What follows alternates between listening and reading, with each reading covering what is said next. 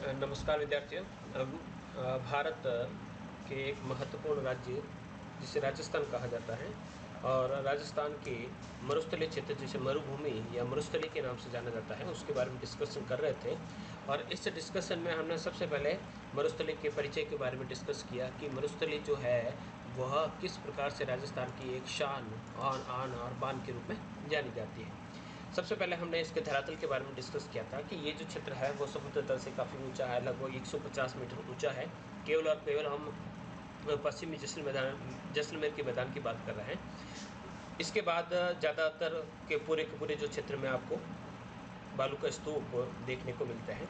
स्तूप के बाद हमने मरुस्थल को दो भागों में डिवाइड किया और दो भागों में किस प्रकार से डिवाइड किया, जिसमें सबसे पहले हमने इसे रेतीला मरुस्थल के अंदर डिवाइड किया और रेतीले मरुस्थल के अंदर हमने देखा कि यहाँ पर विभिन्न प्रकार के जो बालू का स्तूप पाए जाते हैं। उस बालू का स्तूप के अंतर्गत मुख्य रूप से जो बालू का स्तूप है वह बरखान तथा पवनानुवर्ती जो बालू का स्तूप किस प्रकार के होते हैं, अनुदैर्ध्य बालू का स्तूप किस प्रकार के होते हैं, पैराबोलिक बालू का स्तूप किस प्रकार से वहाँ पर बनते हैं, उनकी फॉर्मेशन किस प्रकार से होती है। ये जो मरुस्थल है जिसे रेतीला मरुस्थल कहा जाता है, ये आपके नागौर, बीकानेर, जयपुर जिलों के अंतर्गत, इसके साथ साथ में यहाँ पर हम देख सकते हैं कि जैसलमेर का जो अधिकांश भाग है वो इसी के अंतर्गत आता है। इसके बाद हमने इसी रेतीले मरुस्थल की वनस्पति के बारे में बात की कि यहाँ पर जो वनस्पति पाई जाती है उन राजस्थान की वनस्पति के अंतर्गत हमने देखा कि यहाँ पर वर्षा जो है अधिकतम 30 सेंटीमीटर के आसपास होती है और तापमान जो रहता है जैसलमेर का लगभग 50 डिग्री सेंटीग्रेड तक पहुँच जाता है। रात का जो तापमान रहता है वो काफ़ी घट जाता है। इस प्रकार से तापमान की जो विविधता है वो बहुत ज़्यादा, यानी तापांतर आपको बहुत ज़्यादा देखने को मिलता है। इसके साथ साथ ही हमने रेतीले मरुस्थल की जलवायु के साथ साथ वहाँ की वनस्पति के बारे में डिस्कस किया कि यहाँ की जो वनस्पति है वो ज़्यादातर मुख्य रूप से जीरोफाइट प्रकार की, या जिस प्रकार से मरुदभिद जो नाम दिया गया है उस प्रकार की वनस्पति यहाँ पर पाई जाती है। इस वनस्पति में आपको कैर, बैर, कुमठिया, खिजड़ी, बबूल, पीलू, जाल, रोहिड़ा, फॉग जैसे पेड़ आपको देखने को मिलता है। पश्चिमी मरुस्थलीय भाग के रेतीला जो मरुस्थल है उसकी मिट्टियों की बात करें तो यहाँ पर जो मिट्टी पाई जाती है वो बालू प्रकार की पाई जाती है, जिसके जो कण होते हैं वो काफ़ी मोटे होते हैं और ह्यूमस के अभाव से काफ़ी ग्रसित देखने को मिलती है, यानी ह्यूमस का अभाव इन मिट्टियों के अंतर्गत देखने को मिलता है। और यहाँ पर जितने भी जो लोग रहते हैं, ज़्यादातर यहाँ के जो लोग होते हैं वो नोमैडिक हर्डिंग यानी घुमंतु पशुपालन के प्रकार में एक स्थान से दूसरे स्थान पर चारे और पानी की तलाश में अपने पशुओं को लेकर एक स्थान से दूसरे स्थान पर चलते रहते हैं। इसके बाद दूसरा जो मरुस्थल का जो भाग था, यानी पश्चिमी मरुस्थलीय क्षेत्र का जो रॉकी डेजर्ट है उसके बारे में हमने डिस्कस किया है। यहाँ पर ज़्यादातर आपको पूरे क्षेत्र में इंसेलबर्ग देखने को मिलते हैं, जो छोटी छोटी सी पहाड़ियाँ लंबे मैदान के अंतर्गत आपको उभरी हुई नज़र आती है। इसके जो प्रमुख क्षेत्र है उसके अंतर्गत हमने देखा कि जैसलमेर के उत्तरी भाग में जो लौद्रवा क्षेत्र है वहाँ पर इस प्रकार का पथरीला मरुस्थल पाया जाता है। इसके अलावा बीकानेर के चारों ओर इस प्रकार का पथरीला मरुस्थल पाया जाता है और इसी पथरीले मरुस्थल से प्राप्त जो बलुआ पत्थर होता है, सैंडस्टोन होता है, उसी से यहाँ पर जितने भी जो पुराने महल हैं, जूनागढ़ है चाहे लालगढ़ है, विभिन्न जैन मंदिर है, उन सभी का जो निर्माण है इसी प्रकार के पत्थरों से हुआ है। इसके अलावा जोधपुर के फलोदी का जो क्षेत्र है वहाँ पर भी इसी प्रकार का पथरीला मरुस्थल पाया जाता है। जोधपुर के भी विभिन्न प्रकार के जो बड़े बड़े किले जैसे मेहरानगढ़ का किला हो, जसवंत ठाड़ा हो, उम्मेद भवन का महल हो, राय का बाग पैलेस हो, काजरी के महल हो, काजरी के जो नवीनतम भवन है, इन सभी का निर्माण है इसी प्रकार की बालू का पत्थर से हुआ है। इस पथरीले मरुस्थल की अगर जलवायु की बात करें तो यहाँ पर भी जलवायु जो है शुष्क व उष्ण मरुस्थलीय प्रकार की पाई जाती है। यहाँ पर भी आपको तापमान में बहुत ज़्यादा अंतर देखने को मिलेगा, यानी रात और दिन के तापमान में काफ़ी अंतर देखने को मिलेगा।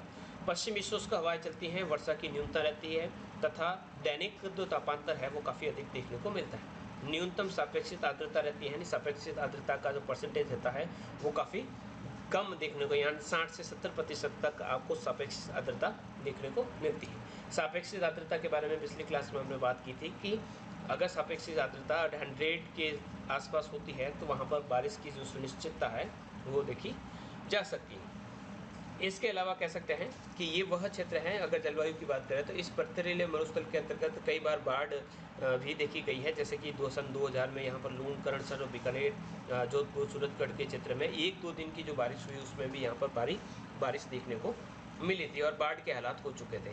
इसी प्रकार से बाड़मेर और जालौर जिले में 2006 का जो वर्षा काल था उसके अंतर्गत यहाँ पर काफ़ी बारिश हुई और बाढ़ की स्थिति हो गई। कवास और मेलवा जो गांव थे वो काफ़ी दिनों तक, लगभग 6 महीने से 1 साल तक वहाँ पर पानी भरा रहा था। इसके अलावा यहाँ पर पाई जाने वाली जो कह सकते हैं कि अगर हम वनस्पतियों की बात करें तो वनस्पतियाँ यहाँ पर न के बराबर पाई जाती है और जितने भी जो वनस्पतियाँ पाई जाती है वो भी मरुद्भिद प्रकार की ही पाई जाती है, जिसके अंतर्गत आपके केर है, खेजड़ी है और इस प्रकार के यहाँ पर वृक्ष देखने को मिलते हैं, यानी बबूल, नागफनी, झरबेरी, कीकर, कल्पवृक्ष, खेजड़ी, कंटीले गुच्छे वाली घास और कहीं कहीं पर आपको एक पौष्टिक घास, सेवण घास भी देखने को मिलती है। बारिश की बात करें तो बारिश यहाँ पर बहुत कम होती है। बीकानेर में 3 साल तक कह सकते हैं कि औसत अगर जो वर्षा है वो लगभग 24-25 सेंटीमीटर के आसपास देखने को मिलती है। जैसलमेर में ये 34 सेंटीमीटर देखने को मिलती है और धीरे धीरे कह सकते हैं कि जो वर्तमान का जो काल है उसमें यहाँ पर बारिश की जो मात्रा है वो धीरे धीरे बढ़ती गई है। आगे बात करते हैं यहाँ की मिट्टियों की।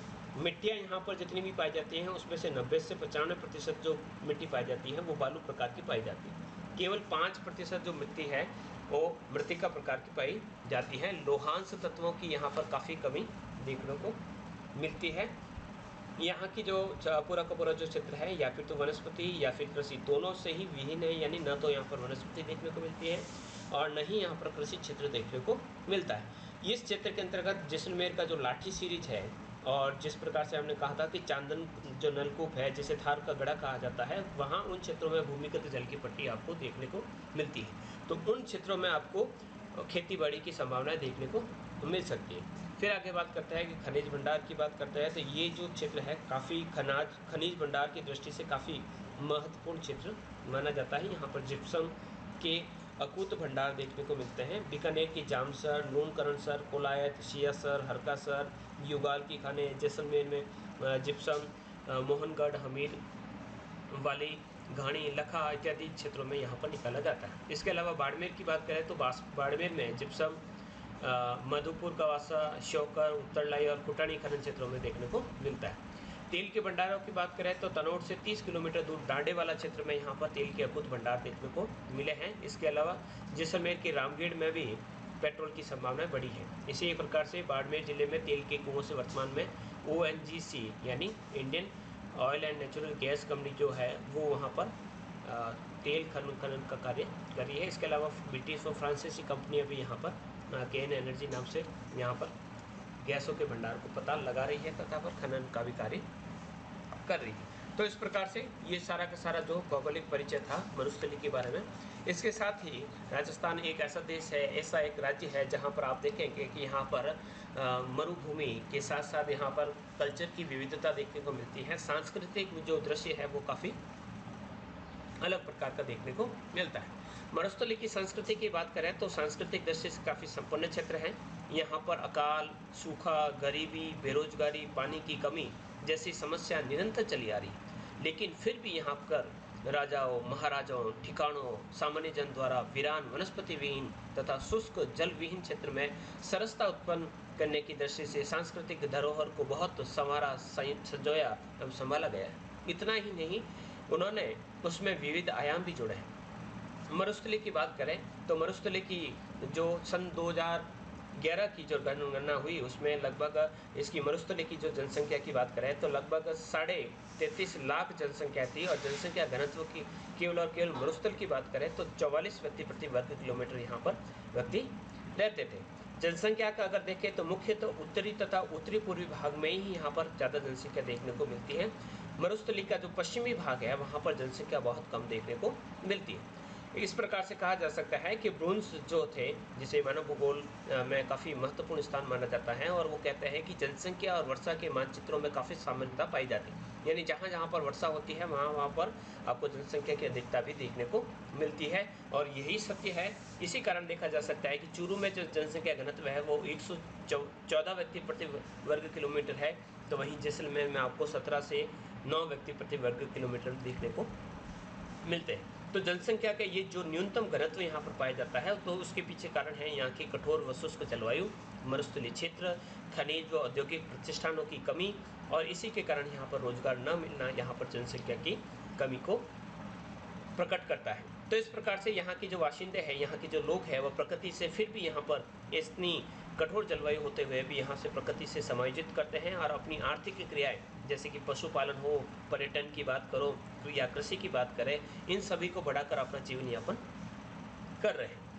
यही कारण है कि जनसंख्या वृद्धि यहाँ पर निरंतर अभी वर्तमान समय में हो रही है। विश्व के अधिकांश मरुस्थलों में बात करें तो राजस्थान में सर्वाधिक या विश्व का सबसे ज़्यादा जनसंख्या वाला मरुस्थल के रूप में इसे जाना जाता है। मरुस्थल क्षेत्र की बात करें तो बाड़मेर जिले में लगभग 20 लाख की जनसंख्या निवास करती है, जिसमें से 18 लाख जो लोग हैं वो ग्रामीण क्षेत्रों में रहते हैं और 2 लाख जो व्यक्ति हैं वो केवल शहरों के अंतर्गत रहते हैं। इस प्रकार से जनगणना 2011 में अगर सर्वाधिक ग्रामीण आबादी की बात करें तो बाड़मेर जिले के अंतर्गत 84.81% निवास करती थी। वही शहरी जनसंख्या की बात करें तो बीकानेर जिले के अंतर्गत 39.73% वहाँ पर शहरी जनसंख्या थी।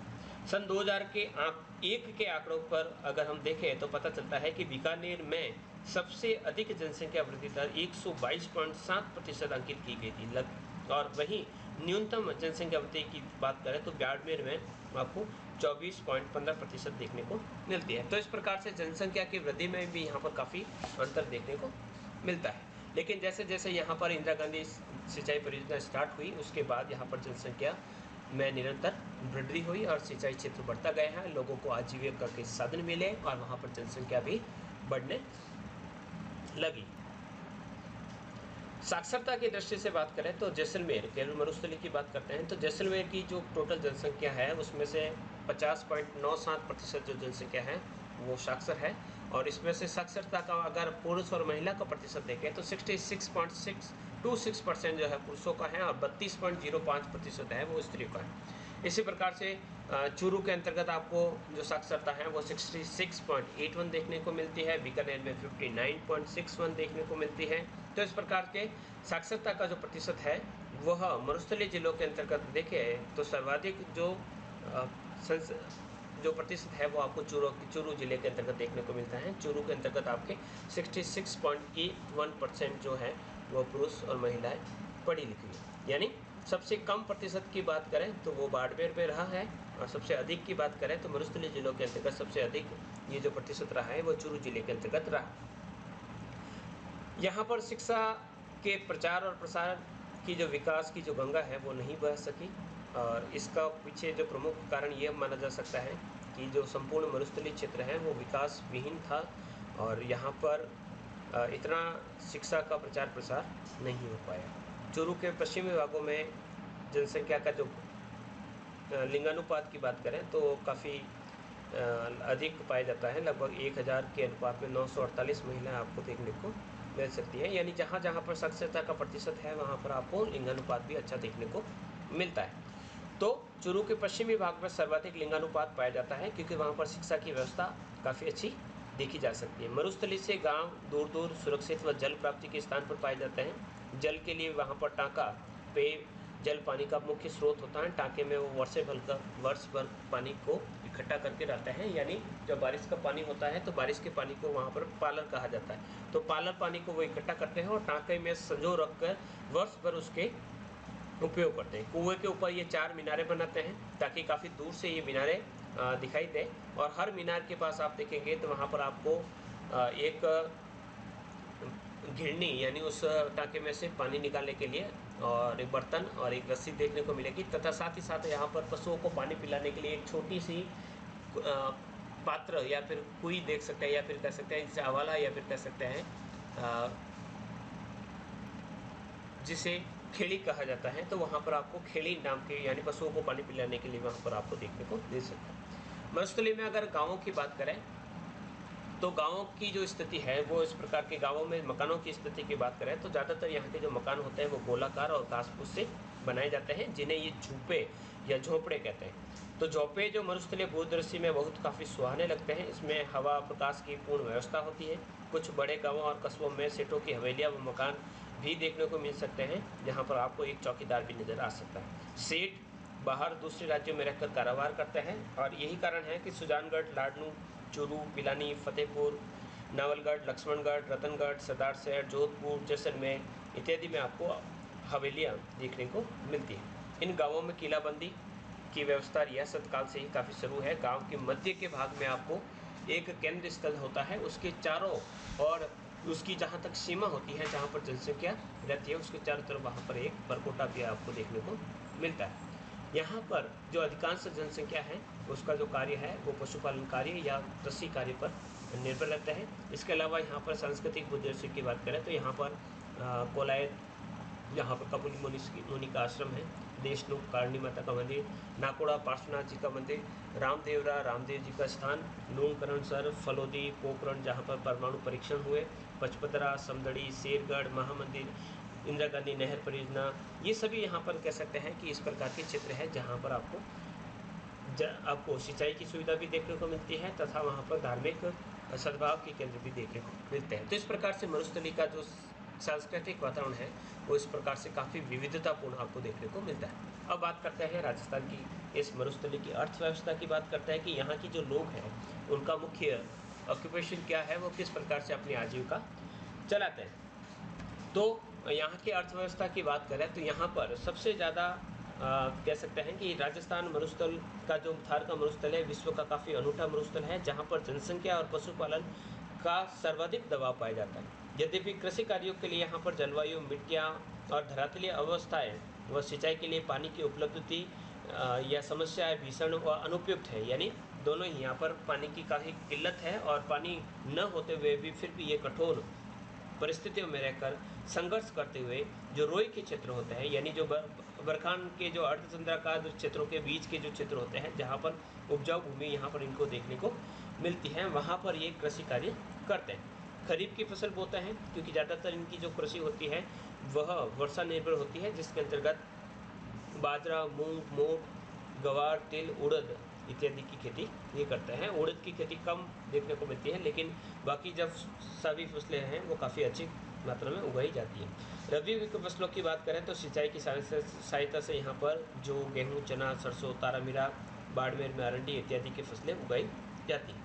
इस फसल की भूमि की उर्वरता की बात करें या वर्षा की मात्रा या वर्षा के आगे पीछे होने की स्थिति, प्राकृतिक वर्ण आदि के आधार पर जुताई, फसल चक्रण, खाद का उपयोग, उपलब्धि के आधार पर समस्त कृषि का प्रारूप प्रतिरूप निर्धारित होता है। इसी के बाद ही यहाँ पर विकास की गंगा बहती है। बाड़मेर के धोरों के ऊपर भी यहाँ पर खेती देखने को मिल सकती है। कृषि क्षेत्र काफ़ी अधिक यहाँ पर देखने को मिलता है। सिंचाई की बात करें तो यहाँ पर सबसे ज़्यादा 1927 के समय में सर्वप्रथम बीकानेर के जो तत्कालीन महाराजा थे श्री गंगा सिंह जी, उनके प्रयासों से श्री गंगानगर क्षेत्र में गंगा नहर को लाया गया था। गंगा नहर के माध्यम से जो हिमालय का पानी यहाँ पर लाया गया और उससे जो शुष्क और निर्जन जो क्षेत्र था उसमें सिंचाई की व्यवस्था यहाँ पर शुरू हुई। इसका परिणाम अंततः हरित क्रांति के रूप में सामने आया। मरुस्थलीय क्षेत्र में वर्षा की कमी वैसे ही पहले थी और औसत रूप से यहाँ पर 20 से 25 सेंटीमीटर ही वर्षा होती थी।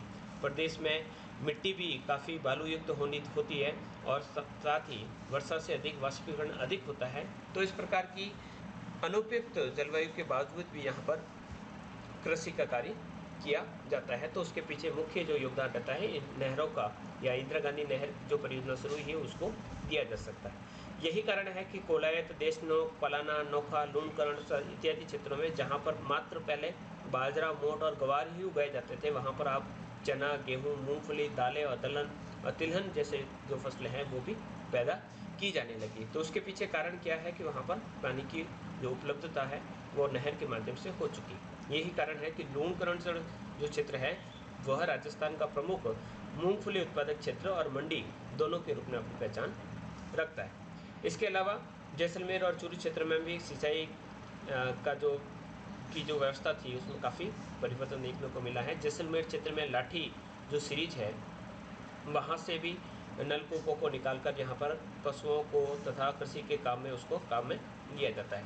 पश्चिमी जोधपुर के शेरगढ़, बोरुंदा, ओसिया, बिलाड़ा, लूणी, भोपालगढ़ क्षेत्रों में भूमिगत जल से जो पर्याप्त और उपयुक्त मात्रा में उपलब्ध है और उसके माध्यम से यहाँ पर सिंचाई की जाती है। इसके अलावा बाड़मेर के लूणी नदी की उपस्थिति के कारण सिवाना, चौहटन, गुड़ामलानी, सिवाना इत्यादि में पानी कम गहराई पर भी प्राप्त हो जाता है। इसी कारण वहाँ पर वर्ष में 2 फसलें भी ली जाती हैं। इसके अलावा पशु संपदा की बात करें तो राजस्थान में मरुस्थलीय क्षेत्र की अर्थव्यवस्था का प्रमुख जो आधार है वह सैकड़ों हजारों सालों से पशुधन ही रहा। यहाँ पर भेड़, बकरी, ऊँट, घोड़े, गधे इत्यादि पशु संपदा के रूप में यहाँ पर पाले जाते हैं। ऊँट यहाँ पर भारवाहक पशु के रूप में कृषि कार्य, पानी खींचने, पानी ढोने, सवारी को एक स्थान से दूसरे स्थान पर पहुँचाने, गाड़ी में जुतने इत्यादि के काम में यहाँ पर लिया जाता है। जबकि भेड़ ऊन, दूध, मांस, चमड़े के लिए पाली जाती है। बकरी न केवल गरीब की गाय मानी जाती है बल्कि उसके जो बाल है, मांस है, चमड़ा है, दूध के लिए भी उसको पाला जाता है। बीकानेर में यहाँ पर उष्ण अनुसंधान केंद्र है जहाँ पर ऊँटों की नस्ल में सुधार करने की कोशिश की जाती है। भेड़ों की नस्ल में सुधार करने के लिए बीकानेर का कोडम देसर क्षेत्र है, वहाँ पर नस्ल सुधार केंद्र स्थापित किया गया है। इसी प्रकार के भेड़ों की नाली नस्ल जो है बीकानेर में, मगरा जोधपुर और जैसलमेर में, पुगल जो नस्ल की जो भेड़ है वो बीकानेर के पुगल तहसील में पाई जाती है, जो हर प्रकार से लाभदायक है। इस प्रकार बीकानेर में पशुओं की दूध की दृष्टि से देश में प्रमुख स्थान रखता है। यहाँ की जो डेयरी है वहाँ से प्रतिदिन हजारों लीटर दूध दिल्ली जाता है। सरदार सर बीकानेर में दूध के कोल्ड स्टोरेज भी बनाए गए हैं और दूध से बनी हुई मिठाइयाँ भी यहाँ पर काफ़ी प्रचलित है। गोवंश की दृष्टि से बात करें तो गोवंश में बाड़मेर की कांकरेज व थारपारकर नस्ल की गायें पाली जाती हैं। जैसलमेर और बाड़मेर तथा पश्चिमी जोधपुर की थारपारकर की किस्म की गाय, बीकानेर की राठी नस्ल की गाय, जैसलमेर के उत्तरी पूर्वी भागों में पाई जाने वाली राठी नस्ल की गाय, पूर्वी बीकानेर की हरियाणा नस्ल की गाय इस क्षेत्र में दुग्ध उत्पादन के लिए काफ़ी महत्वपूर्ण स्थान रखती है। इसके अलावा राज्य की मारवाड़ी लोही नस्ल की बकरियाँ यहाँ पर मरुस्थलीय के अंतर्गत पाई जाती हैं। यहाँ पर जो झाड़ियाँ पाई जाती हैं या खिजड़ी के पत्ते पाए जाते हैं या बबूल के पत्ते जो हैं वह मरुस्थलीय वनस्पति जो पाई जाती है उस पर आधारित रहने वाली ये बकरियाँ और भेड़ यहाँ फिर काफ़ी लाभदायक मानी जाती है। पशुओं के लिए यहाँ पर एक उपजाऊ पौष्टिक घास भी उगाई जाती है जिसे सेवन कहा जाता है, जो पशुओं को यहाँ पर प्रमुख आहार माना जाता है। यहाँ मरुस्थली के प्रत्येक परिवार के पास लगभग 200 से 300 तक गाय भी आपको देखने को मिल सकती हैं। दूध, दही, मक्खन इत्यादि पौष्टिक चीज़ें यहाँ पर प्राप्त की जाती है। ऊँट यहाँ का जो राज्य पशु है, लोकप्रिय पशु है। इसका एकमात्र प्रजनन केंद्र बीकानेर में स्थित है और इसकी नस्लों की बात करें तो नाचना, केरू, गोमट, बीकानेरी, जैसलमेरी प्रमुख है। चमड़ा भी प्राप्त होता है और ऊँट के जो शरीर पर जो विभिन्न प्रकार की कलाकृतियाँ की जाती हैं तो उसे पुस्ता कला के नाम से जाना जाता है। भारतीय सेना में भी जो ऊँटों का एक काफिला चलता है जिसे गंगा रिशाला के नाम से जाना जाता है। तो इस प्रकार से ये यातायात का प्रमुख साधन इस मरुस्थलीय क्षेत्र के अंतर्गत रहता है। इसी कारण इसे रेगिस्तान का जहाज भी कहा जाता है। फिर बात करते हैं यहाँ पर पाए जाने वाले उद्योग धंधों की। तो उद्योग धंधों की बात करें तो मरुस्थलीय क्षेत्र है, पानी की कमी है, कच्चे माल की कमी है, बाजार की भी कमी है, इन्वेस्टर यानी पूंजी लगाने की भी कमी है, ऊर्जा की भी कमी है, सस्ते और कुशल श्रमिकों का भी अभाव यहाँ पर राजस्थान के अंदर देखने को मिलता है। यही कारण है कि औद्योगिक इकाइयों की स्थापना यहाँ पर बहुत कम हो पाई है। इस प्रदेश में अगर कार्यशील जनसंख्या की अगर बात करें तो जो अनुपात है काफ़ी नगण्य सा देखने को मिलता है। अगर हम जनगणना 2001 की बात करें तो बाड़मेर में केवल 41.65% पुरुष और 29.37% महिलाएं कार्यशील जनसंख्या के रूप में देखी गई थी। इसी प्रकार से बीकानेर में 50%, चूरू में भी 50%, जोधपुर में 48%, जैसलमेर में 51%। तो इस प्रकार से जो कारिक जनसंख्या है उसका प्रतिशत काफ़ी कम देखने को मिलता है। कारिक जनसंख्या में महिलाओं का जो प्रतिशत है वो बहुत अधिक कम देखने को मिलता है। इस कारण यही है कि यहाँ पर औद्योगिक इकाइयों का काफ़ी विकास नहीं हो पाया। फिर भी यहाँ पर कांच बनाने के कारखाने, पापड़, भुजिया, रसगुल्ला, मंगोड़ी, स्टील के बर्तन, ऊन के वस्त्र, इस प्रकार के उद्योग यहाँ पर प्रचलित देखने को मिलते हैं। कई जगह पर लघु उद्योग स्थित है जहाँ पर जैसलमेर, बाड़मेर, चूरू में अपने ऊर्जा की कमी और पानी की कमी के कारण उद्योग स्थापित नहीं हो चुके। लेकिन भाखड़ा नागल परियोजना जब स्टार्ट हुई तो उसके बाद यहाँ पर इंदिरा गांधी नहर और यहाँ पर कह सकते हैं कि बिजली की काफ़ी उपलब्धता बढ़ी है, तो यहाँ पर धीरे धीरे उद्योग धंधों का विकास हुआ। लास्ट बात करते हैं मरुस्थली के अंतर्गत परिवहन की सुविधाएं। तो मरुस्थली के पूर्व में अगर हम बात करें तो यहाँ पर यातायात के मुख्य रूप से यहाँ पर राजस्थान के अंतर्गत रेल यातायात, सड़क यातायात और वायु यातायात तीनों ही सेवाएं यहाँ पर स्थापित की गई है। मरुस्थली प्रदेश में सबसे पहले बात करें तो मीटर गेज रेल लाइन की सुविधा उपलब्ध थी, किंतु जब जैसलमेर और जोधपुर के बीच जब ब्रॉड गेज की सुविधा उपलब्ध करवाई गई तो ये यूनिगेज योजना के अंतर्गत आ गई। तो यहाँ पर स्टील गेट, चूने के पत्थर, जिप्सम, मुल्तानी मिट्टी, लिग्नाइट, कोयला और जो अलग अलग प्रकार के खनिज पदार्थ मिलते हैं उनकी ढुलाई यानी एक स्थान से दूसरे स्थान पर उसको ले जाना आसान रहा। इसके अलावा जो सीमा सड़क संगठन है उसके द्वारा भी जैसलमेर, बाड़मेर, जोधपुर और चूरू में भी बॉर्डर के सामरिक दृष्टि से सड़कों का निर्माण करवाया है। बाड़मेर से मुनवाव तक यहाँ पर 1965 से भारत पाक युद्ध के बाद विकसित किया गया एक रेल मार्ग स्थापित किया गया। इसके अलावा विभिन्न प्रकार के राष्ट्रीय और राज्य राजमार्ग भी यहाँ से निकलते हैं। तो इस प्रकार से धीरे धीरे यहाँ पर विभिन्न यातायात के साधनों का विकास हुआ है। यहाँ पर वायु सेवाएं भी काफ़ी उन्नत दृष्टि से विकसित होती हुई नज़र आ रही। तो इस प्रकार से ये पूरा का पूरा आपका मरुस्थली का चैप्टर रहेगा। आई होप यहाँ पर समझ में आया होगा। कोई प्रॉब्लम है तो प्रश्न जरूर करें। धन्यवाद।